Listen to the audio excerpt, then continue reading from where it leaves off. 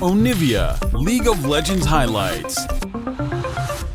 With the Rumble earlier into the playoffs, and he showed that he can play against that champion with his counter pick. This Twisted Fate, though, very important. Now means that you have the Twisted Fate that can be a bit more global pressure. You can kind of push and roam outside of that top spot, and Shanji just ults out. He's like, all right, I'm out of here, boys. See you later. In the meantime, NOP will start that Drake off as well. So, a bit overforced, honestly, on the top side. Maybe, and now you have a gold card in River. Shun, you've got to be careful. They think he's gone back to base. They thought Shanji had just run away. Shanji's setting up a play elsewhere. Shanji will pick up first blood in the river on Shun. Oh, side chance that Knight would be heading down the river as well, but I think on the low HP, you kind of just know that he can't influence the fight either way. It's the big thing, so Shanji gets a freebie, and now we have ourselves a 4v3 in bot side. 4v4 rather. This is more like it. BLG are like, right, we lost one play time to kick things off. Diving in the bottom side, Photic goes down, doesn't even get to use his flash from that combo. Look how many minions are dying to the tower. It's already almost a 20 CS lead, plus all of those are going to go down. This is Photic being set very far behind. Aki tries to go in, but just gets destroyed by BLG.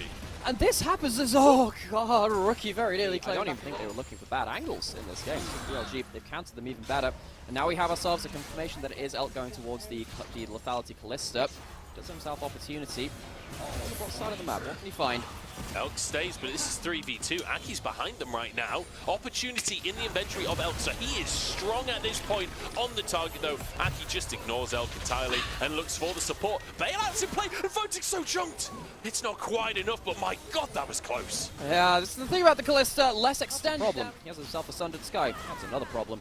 So he's going to have himself a lot of damage, a lot of ability to lock someone down. NIP, they need to buy themselves away into this river if they want to fight. But they're going to be able to do so, and indeed they're not. They get themselves a wave clear, well, vision clear after this point. They might get forced onto it.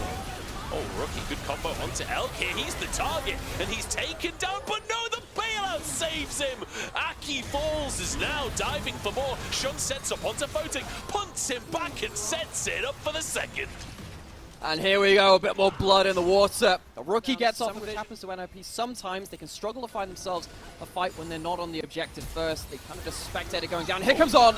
On with the flash handshake. Aki served up on a silver plate, but no. He's fallen off the table, cutlery's everywhere, and suddenly On's the one in trouble. The combo from Rookie just one-shots him.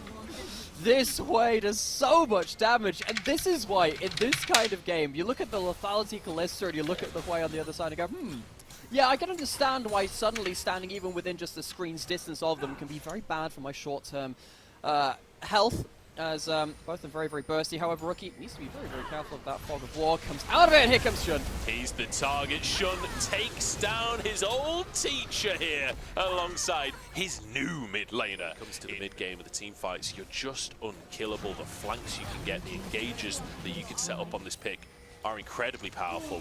Feels a little bit like modern Ornn, honestly, or at least a modern version of what Ornn used to be, where he's just an exceptionally potent weak side pick, but also in the right matchup can terrorize the top lane too.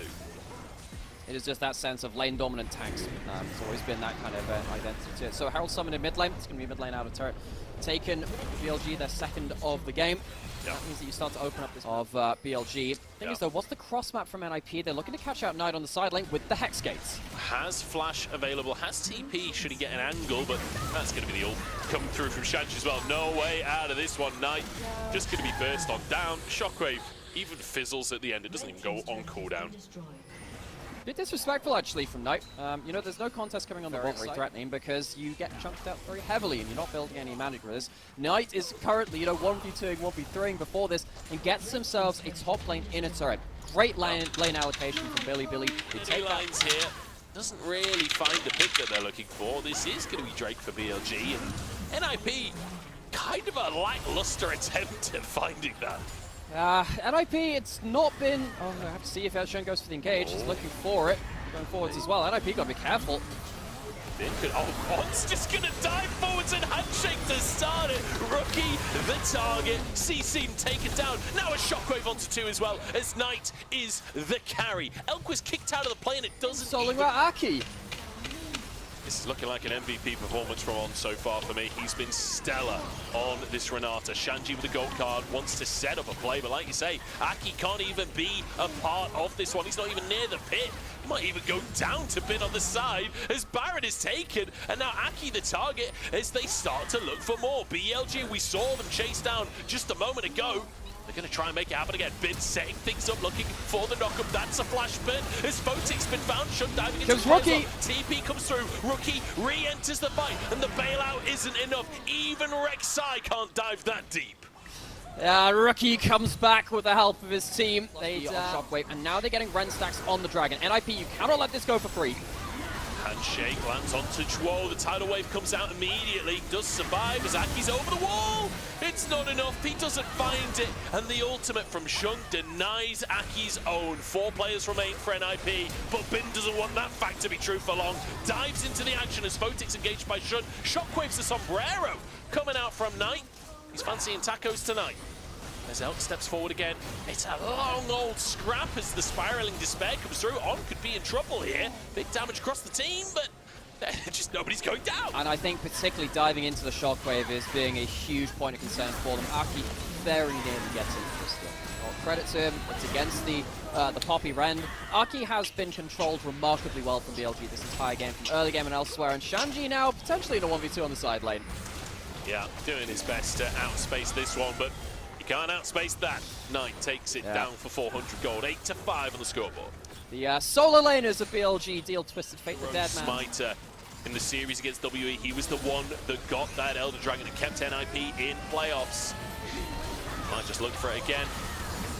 The ult goes wide and the hostile takeover denies any such play from existence. BLG, they make it look easy. The control, as you worded it, over the enemy jungler has been immaculate. I don't even think Aki has played that badly. I think BLG have just been so prepared for him. They've had him watered out in his early game. They have stopped him at every turn. I think in particular, I think On and Knight as the bulwarks of BLG, threatening with a Shockwave and the ultimate, have stopped NIP's aggressive advances at every turn. This has not been a close game. BLG have taken this game by the neck and slammed it into the ground. Photic forced to flash by Bin.